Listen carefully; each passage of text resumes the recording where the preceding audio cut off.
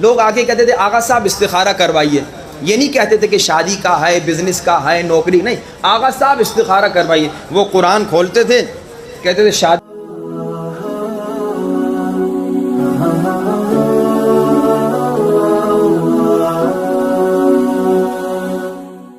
ایک مومن تھا، آسٹریلیا سے قم آیا. قم میں ایک آیت اللہ ہے، ابھی حیات ہیں، ابھی استخارہ نہیں کرتے، پہلے استخارہ کرتے تھے، ابھی بہت کم کرتے ہیں. ہمارے دوست آسٹریلیا سے قم آئے، انہوں نے ان کی بڑی تعریف سنی، تو انہوں نے کہا میں ان کو ٹیسٹ کرتا ہوں کہ ان کی اتنی تعریف سنی ہے، کیا واقعی بھی یہ حقیقتاً اتنے پاورفل ہیں یا نہیں. اچھا وہ کیا کرتے تھے؟ نماز کے بعد بیٹھتے تھے، لوگ لائن میں کھڑے ہوتے تھے، لوگ آ کے کہتے تھے آغا صاحب استخارہ کروائیے.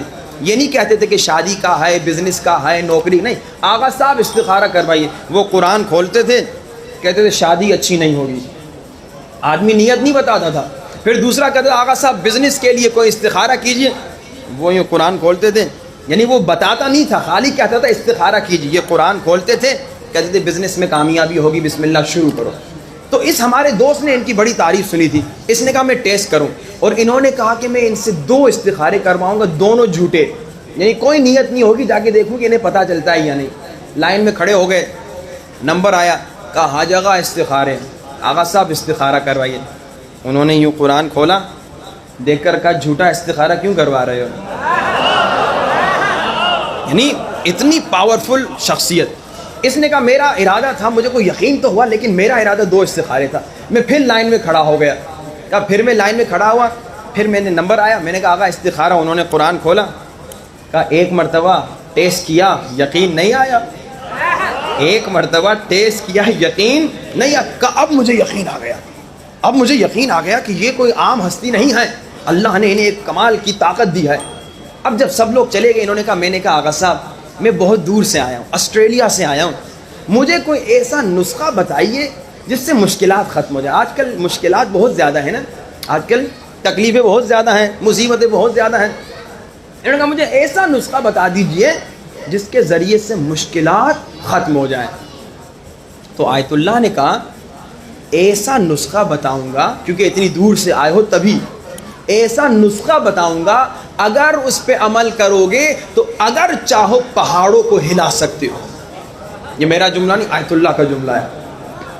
اچھا اب میں آپ کو نسخہ انشاءاللہ بتاؤں گا تو آپ لوگ سن کے کہیں اچھا یہ تھا نسخہ، یہ تو ہمیں پہلے سے پتا تھا. یہ ہم مومنین کی ایک عادت ہوتی ہے، مومنین سمجھتے ہیں مولانا صاحب نے جو اتنی بڑی بات بتائی اب پتہ نہیں کوئی نئی بات بتائیں گے. وہ ایک صاحب کا مشہور واقعہ ہے کہ انہوں نے جناب دریا کے دوسری پار رہتے تھے، استاد کو کہا کہ استاد میں دیر میں پہنچتا ہوں، اس کی وجہ یہ ہے کہ پل تو ہے نہیں، کشتی کبھی ٹائم پہ آتی کبھی دیر میں آتی ہے.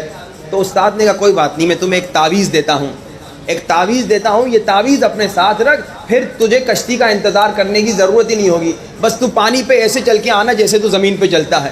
اب یہ روز پانی پہ چلتا تھا جیسے زمین پہ چلتے ہیں. ایک دن اس نے کہا یہ کھول کے دیکھوں یہ تعویذ ہے کیا. جب کھولا تو دیکھا بسم اللہ الرحمن الرحیم.